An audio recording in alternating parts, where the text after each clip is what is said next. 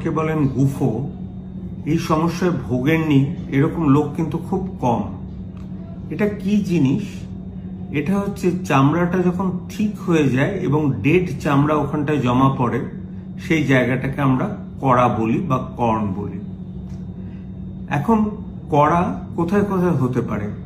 খুব কমনলি আমরা পায়ে পাই, এছাড়া কিন্তু হাতের তালুতেও আমরা পাই, আর কোনো কোনো ক্ষেত্রে মুসলিমদের ক্ষেত্রে ফোরহেডে পাই, যারা কন্টিনিউয়াসলি নামাজ করতে থাকে।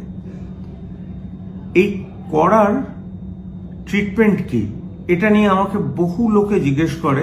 হয়তো আমি বলতে ভুলে গেছে, হঠাৎ মনে হলো ডাক্তারবাবু এই কড়ার বা গুফোর কোনো ট্রিটমেন্ট আছে? ফার্স্টেই বলে দিই, প্রিভেনশন হচ্ছে বেস্ট ট্রিটমেন্ট। অর্থাৎ আপনারা কিন্তু খালি পায়ে বেশি হাঁটবেন না।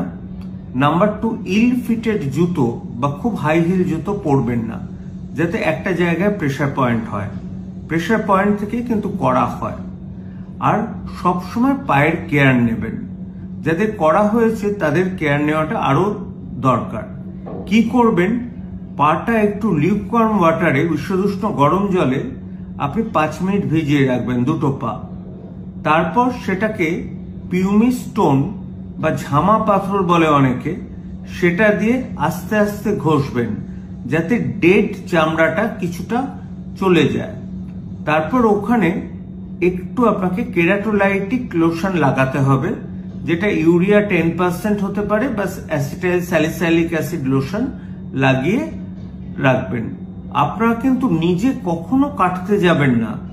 যদি কড়া ভীষণ ব্যথার হয় তাহলে জুতো মডিফাই করে এবং এই সাধারণ টোটকাগুলোতে যদি কাজ না করে, তাহলে সার্জনকে দেখাবেন।